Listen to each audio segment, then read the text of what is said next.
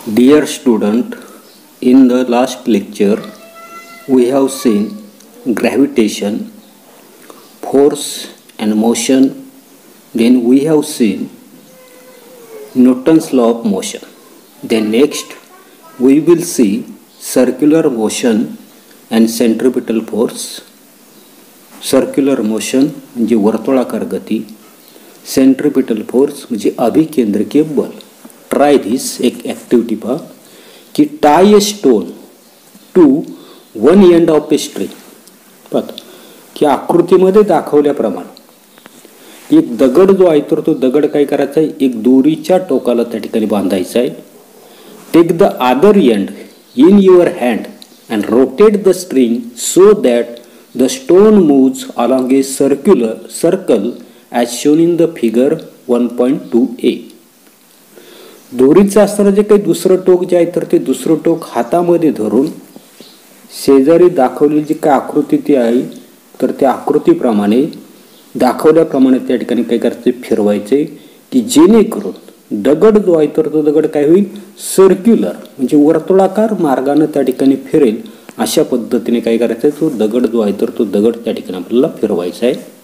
पुढे are you apply any force on the stone. म्हणजे तो असणारा तो काही दगड जो आहे तर त्या दगडावर तुम्ही काही असणारे जे काही बल जे आहे तर ते बल त्या ठिकाणी प्रयुक्त करत आहात का.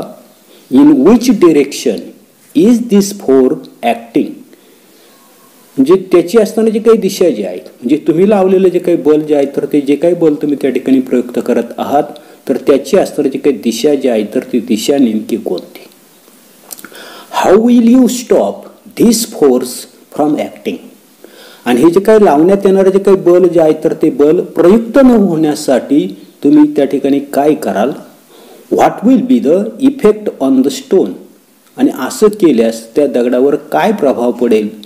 अशा प्रकारची असणारी जी काही ॲक्टिव्हिटी जी आहे तर ती ॲक्टिव्हिटी आपल्याला त्या ठिकाणी प्रत्यक्ष त्या ठिकाणी करून पाहिजे. आणि ॲक्टिव्हिटी केल्यानंतर विचारलेले हे जे काही प्रश्न जे आहेत तर त्या प्रश्नांची असणारी जी काही उत्तरं जी आहेत तर ती उत्तरं आपल्याला त्या ठिकाणी द्यायची.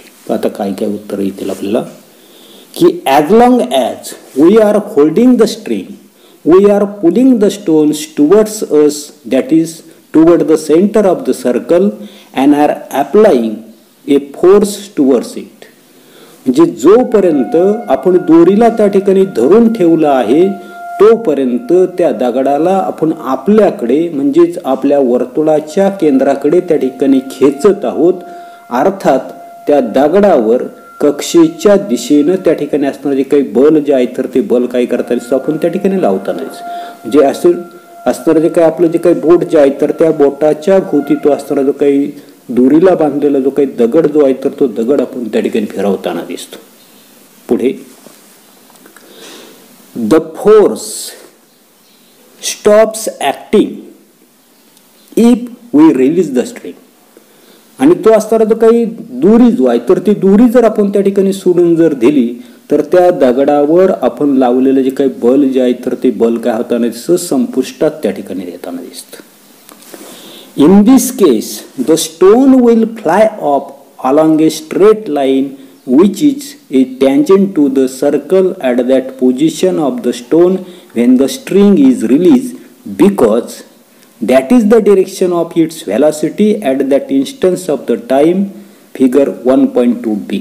आता काय की सर्वसाधारणपणे आपल्या लक्षात येत नसते की आपण दोरी जी आहे तर ती दोरी जर त्या ठिकाणी जर सोडून जर दिली तर दगडावर आपण लावलेलं जे काही बल जे आहे तर ते बल त्या ठिकाणी संपुष्टात येतं. आणि त्याच क्षणी वर्तुळावरील दगडाच्या स्थानाशी उदाहरणार्थ दगड जो आहे तर तो दगड समजा या ठिकाणी आहे म्हणजे त्याच क्षणी काय होतं नसते वर्तुळावरील दगडाच्या स्थानाशी असणारी जी काही स्पर्शिका जी आहेत अशा पद्धतीची स्पर्शिका जी आहे तर ती स्पर्शिका आपण त्या ठिकाणी काढलेली म्हणजे त्या क्षणी वर्तुळावरील दगडाच्या स्थानाशी असणाऱ्या जे काही स्पर्शिकेच्या दिशेनं दगड जो आहे तर तो दगड काय केला, तो फेकला जातो.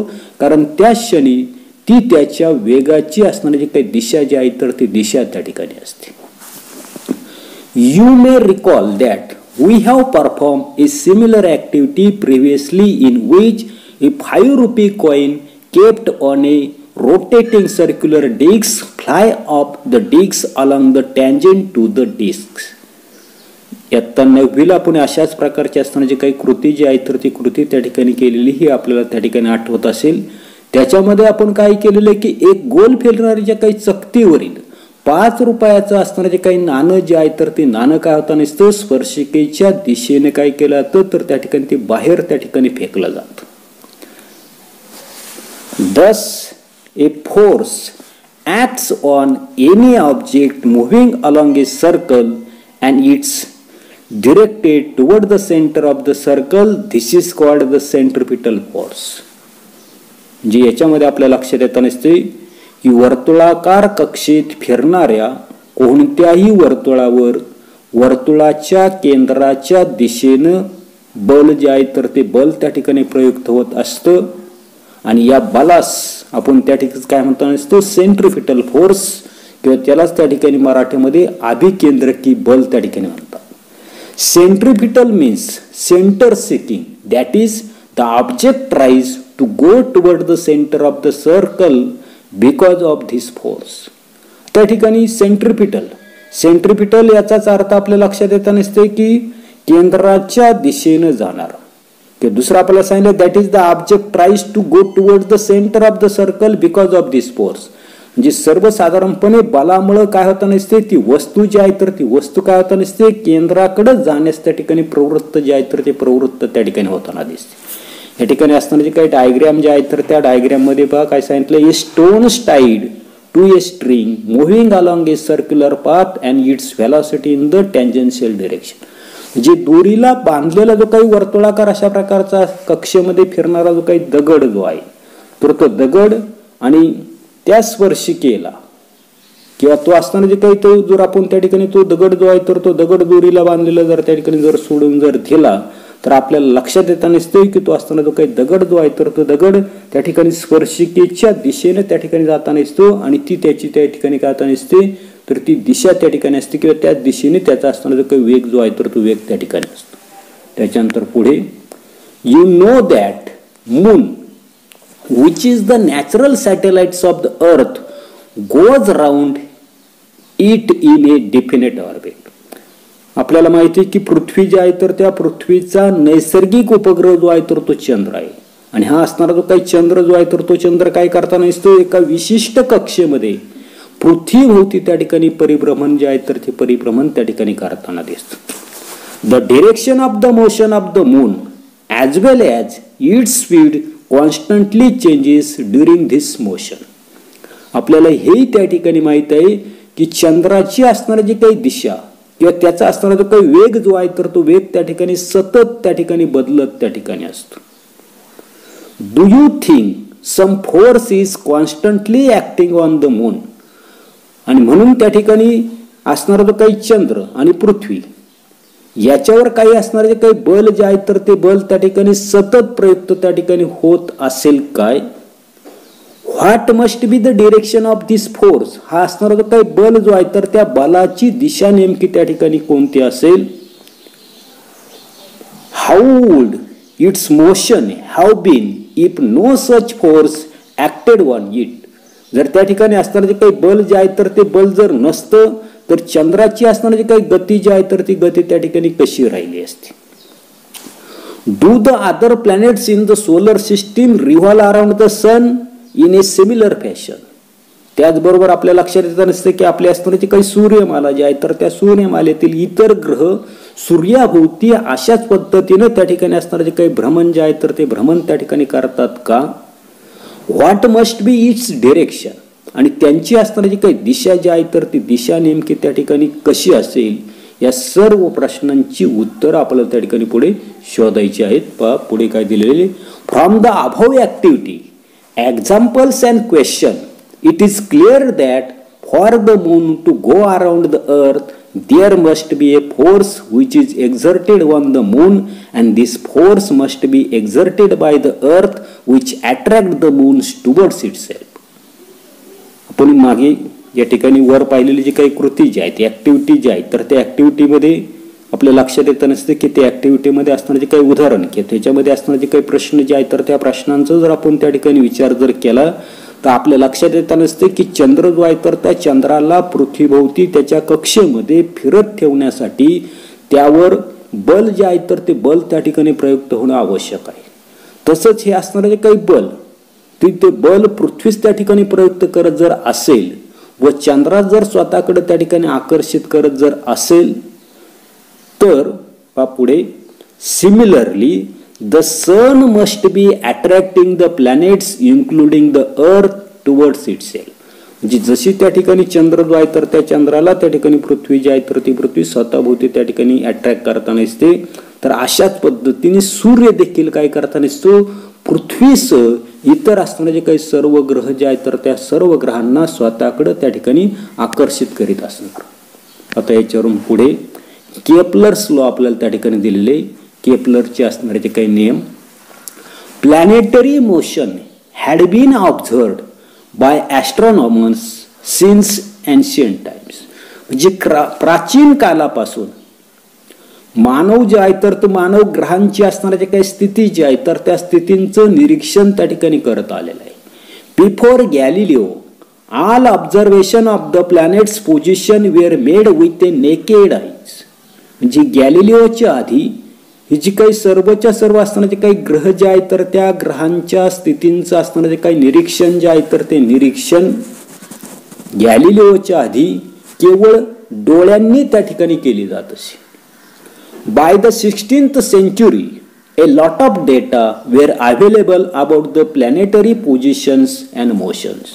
आणि 16व्या शतकापर्यंत ग्रहांच्या असणाऱ्या ज्या काही स्थिती किंवा त्या ग्रहांची असणारी काही गती जी आहे तर त्या गतीविषयीची बरीचशी असणारी काही माहिती जी आहे तर ती माहिती त्या ठिकाणी उपलब्ध झाली. योहानस केपलर स्टडीड दिस डाटा. आणि योहानस केपलर नावाचा जो काही शास्त्रज्ञ जो आहे तर त्या शास्त्रज्ञानं ही असणारी सर्वच्या सर्व माहिती जी आहे तर तिचा त्या ठिकाणी त्यांनी काय केलेला आहे अभ्यास त्या ठिकाणी केलेला आहे. He notice that the motion of the planets follow a certain law. आणि त्यांनी त्या ठिकाणी सर्व असणारी काही माहिती जी आहे तर ती माहिती त्या ठिकाणी अभ्यासली आणि माहिती अभ्यासून त्याला असं त्या ठिकाणी आढळून आलं की ग्रहांच्या गतीला काही विशिष्ट अशा प्रकारचे असणारे काही नियम जे आहेत तर ते नियम त्या ठिकाणी आहेत. He stated 3 laws describing planetary motion. आणि ही जे काही ग्रहांची असणारी काही गती जी आहे तर त्या गतीविषयी योहानस केपलर जो आहे तर त्यांनी 3 नियम त्या ठिकाणी मांडलेले. These are known as Kepler's law which are given below. आणि यालाच त्या ठिकाणी केपलरचे नियम त्या ठिकाणी म्हटलेले. तर ते खालील प्रमाणे त्याच्या अगोदर काही माहिती जी आहे तर ती माहिती आपल्याला दिलेली की डू यू नो तुम्हाला माहित आहे का. आता काय सांगितलेले की an ellipse is a curve often when a cone is cut by an eclipsed plane. की सर्वसाधारणपणे लंब वर्तुळ म्हणजे काय तर एखाद्या शंकूला एका प्रतलानं काय केलं तिरक छेदलं असता तयार होणारी जी काही आकृती. उदाहरणार्थ अशा प्रकारचा असणारा जो काही कोन आपण त्या ठिकाणी घेतला आणि या कोनाला काय करायचं आपल्याला इन्क्लाइन अशा पद्धतीचं असणारं जे काही प्लेन जे आहेत तर ते प्लेन आपण त्या ठिकाणी घेतलं आणि याच्या आतमधला असणारा जो काही अशा पद्धतीचा असणारा जो काही भाग जो आहे म्हणजे लंबवर्तुळ जे आहे तर ते लंबवर्तुळ कसं त्या ठिकाणी मिळालं की असणारा जो काही शंकू जे आहे तर त्या शंकूला काय केलं आपण एका प्रतलानं तिरक छेदला असता तयार होणारी जी काही आकृती जी आहे तर त्या आकृतीलाच आपण काय म्हणणार आहे तर त्या ठिकाणी लंबवर्तुळ त्या ठिकाणी म्हणतो. पुढे इट हॅज 2 फोकल पॉइंट्स. आणि अशा प्रकारचं मिळणारं जे काही लंबवर्तुळ जे आहे तर त्या लंबवर्तुळाला त्या ठिकाणी 2 नाभिबिंदू त्या ठिकाणी असतात. पुढे तर the sum of the distances to the 2 focal points from every point on the curve is constant. त्या ठिकाणी आकृती जी आहे तर त्या आकृतीमध्ये आपल्याला अशा पद्धतीचं एक लंबवर्तुळ जे आहे तर ते लंबवर्तुळ त्या ठिकाणी दाखवलं आणि याच्यावर सर्वसाधारणपणे 2 फोकल पॉइंट जे आहेत F1 F2 त्या ठिकाणी घेतलेले आणि जे काही 2 नाभिबिंदू जे आहेत तर त्या नाभिबिंदूपासूनच्या वृत्तावरील कोणत्याही 2 बिंदूंच्या अंतरांची बेरीज जी आहे तर ती बेरीज कशी असते कॉन्स्टंट असते एक समान त्या ठिकाणी असते. उदाहरणार्थ पहा की F1 and F2 are the two focal points of the ellipse as shown in the figure. जे आकृतीमध्ये दाखवल्याप्रमाणे वर्तुळावरील त्या ठिकाणी आपल्याला लक्षात येतं नसते की F1 आणि F2 हे दोन नाभे बिंदू जे आहेत तर ते नाभे बिंदू आपल्याला सर्वसाधारणपणे पुढे दिलेले पहा. If A, B, C are the 3 points on the ellipse or eclipse. की सर्वसाधारणपणे A, B, C हे त्या ठिकाणी काय सांगितले आपल्याला वर्तुळावरील कोणतेही दोन बिंदू त्या ठिकाणी दिलेले. आणि असं जर त्या ठिकाणी जर असेल तर आपल्याला पहा पुन्हा त्या ठिकाणी काय सांगितले की सर्वसाधारणपणे आपल्या असं लक्षात येतं नसते की AF1 जे AF1 प्लस AF2 या दोघांच्या अंतरांची बेरीज कशी सांगितलेली तर AF2 पुन्हा एकदा पहा पहिलं काय सांगितलं आपल्याला AF1 plus AF2 is equal to BF1 plus BF2 या अंतराबरोबर असते. किंवा तिसरं अंतर आपल्याला दिलेले की CF1 प्लस CF2 अशा पद्धतीचं ते अंतर जे आहे तर ते अंतर त्या ठिकाणी असतं. येते हे फक्त लक्षात ठेवा. पुढे केपलर्स फर्स्ट लॉ हे केपलरचे असणारे जे काही नियम जे आहेत तर ते तिन्हीच्या तिन्ही नियम परीक्षेच्या दृष्टीनं त्या ठिकाणी महत्वाचे आहेत. आता काय दिलेले आहे.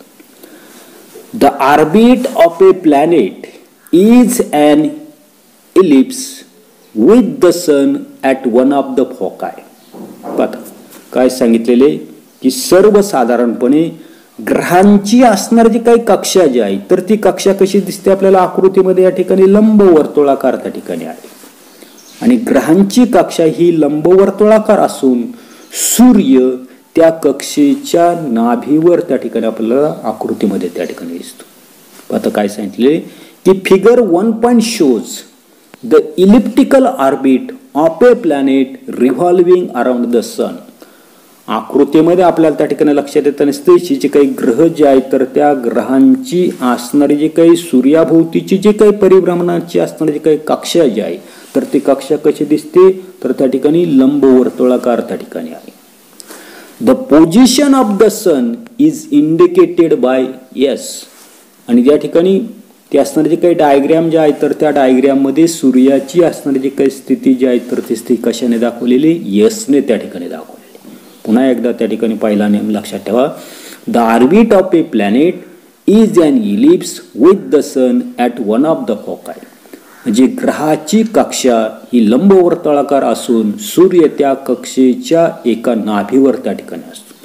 त्याच्यानंतर केपलर सेकंड लॉ त्या ठिकाणी दिलेले आहे पहा.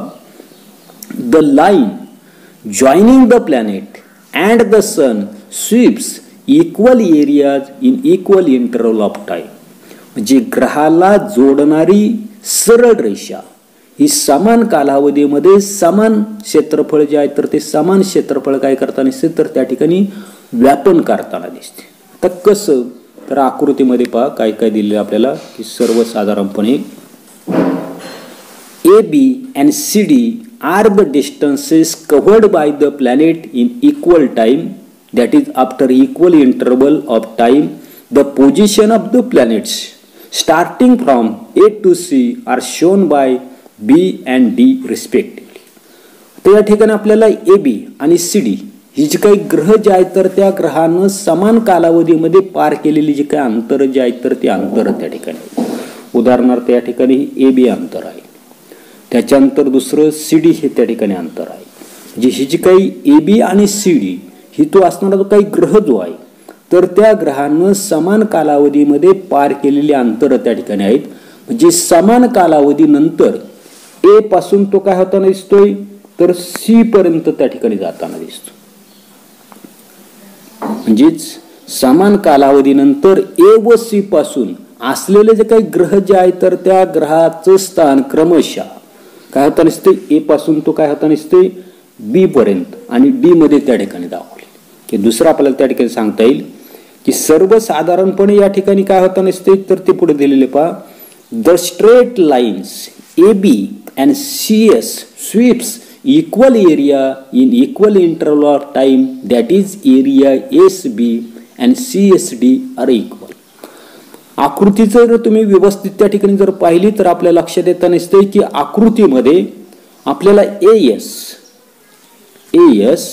आणि CS या अशा दोन सरळ रेषा त्या ठिकाणी आहेत, AS आणि CS. मात्र या AS आणि CS या सरळ रेषा एका कालावधीमध्ये समान क्षेत्रफळ व्यापतात. त्या समान क्षेत्रफळ व्यापतात म्हणजेच कोणतं, तर ASB हे एक क्षेत्रफळ आपल्याला त्या ठिकाणी सांगता येईल.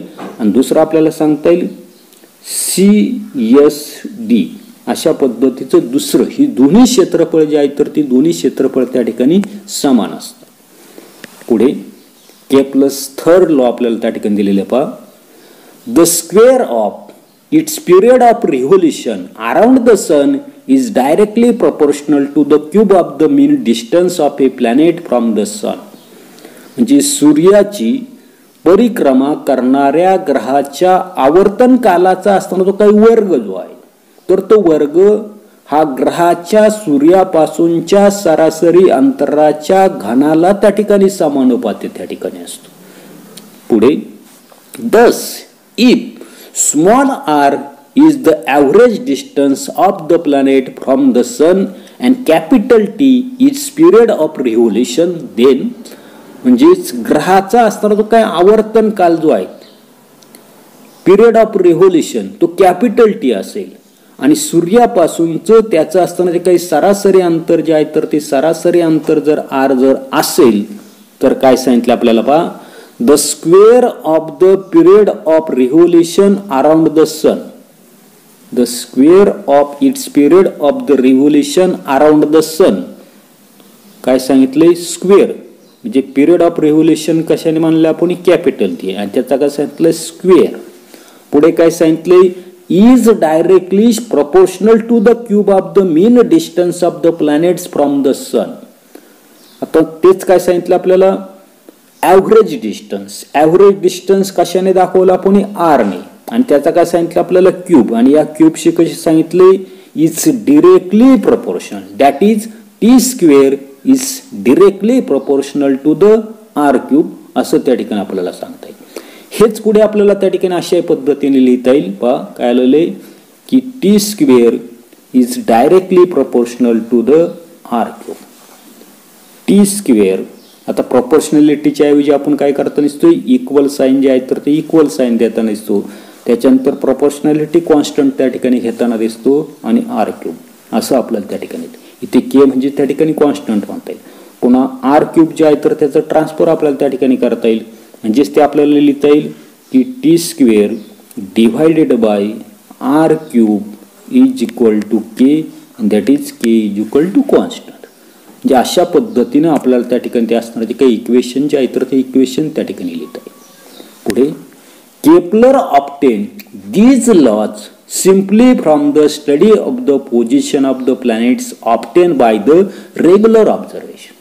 केपलर जे आहे तर त्या केपलरने हे तिन्हीच्या तिन्ही असणारे जे काही नियम जे आहे तर ते नियम केवळ नियमितपणे ते असणारे काही प्लॅनेट जे आहे तर त्या प्लॅनेटची निरीक्षण करून मापन केलेल्या ग्रहांच्या स्थानावरून त्यांनी त्या ठिकाणी शोधून काढलेले. He had no explanation as to why planets obey these law. ग्रह जे आहे तर ते ग्रह या नियमांचे पालन का करतात याचं कारण त्या ठिकाणी असणारा जो काही केपलर जो आहे तर त्या केपलर यांना सुद्धा त्या ठिकाणी माहीत नव्हतं.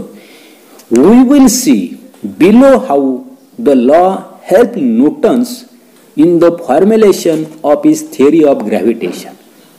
आणि गुरुत्वाकर्षणाचा सिद्धांत मांडताना केपलरच्या नियमांची न्यूटनला त्या ठिकाणी कशा पद्धतीची मदत जी आहे तर ती मदत त्या ठिकाणी झाली हे आपण त्या ठिकाणी पुढे त्या ठिकाणी पाहणार आहोत. आता पुढे काय सांगितलेले की यूज युअर ब्रेन पॉवर.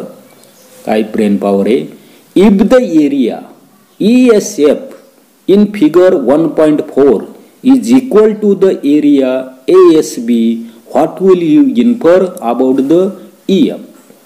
जी सर्वसाधारणपणे आकृतीमध्ये ESF हे क्षेत्रफळ आणि ASB एवढं जर असेल तर EF बद्दल त्या ठिकाणी काय सांगता येईल याचा आपल्याला त्या ठिकाणी विचार जो आहे तर तो विचार त्या ठिकाणी करायचा आहे.